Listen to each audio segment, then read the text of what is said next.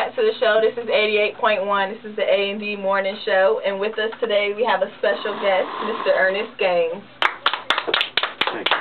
How are you today? I'm doing well. All right. I know you had a long trip all the way from Oscar, Louisiana. Yes.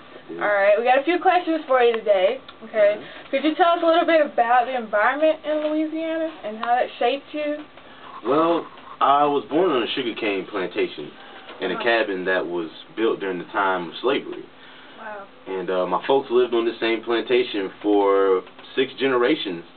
And, well, I went to school at a church in that area, and I went there from grades 1 to 6. So that's how I grew up. All right. All right. Okay, the childhood you described was a difficult and challenging one. Who inspired you to go forward in life? Well, I'd say the one that inspired me the most was my aunt. She was a cripple. We didn't really know how she was a cripple, but she was, and she took care of us, and she disciplined us like any other parent would. She made us get our own switch, and you know, she took care of us. She did everything that we could do, and a little bit more. She never complained. So because she never complained, you know, that just, I took on that same viewpoint in all my writing. You know, whenever I felt like giving up, I just thought of her, and I just kept on going. All right. So you mentioned that your aunt was the one who raised you. Well, what about your parents? Did they support your ambitions in literature? Well, I'm the first male in my family to go beyond a high school education. So with that, they thought that, you know, I would be like a teacher or a businessman or something. They didn't think I was going to be a writer necessarily. So I didn't really get much support from my mother and my stepfather.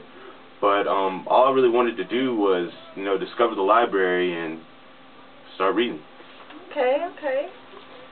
All right. And where did you get your love of literature, books from? Well, when I moved to California with my mother and stepfather to attend high school, I ended up in the school library, in the public library in Vallejo. I discovered the library, and that's when I fell in love with literature. I read plays, novels, and especially the Russian novelist Turgenev. Okay, so you mentioned that you liked Turgenev. Was there anybody in particular that had a big influence on the way you wrote? Well, Turgenev, his book, Fathers and Sons, that had a big impact on me. When I first started writing my first novel, Catherine Carmar, I knew nothing about writing, so I kind of used Fathers and Sons as like my Bible, as my guide.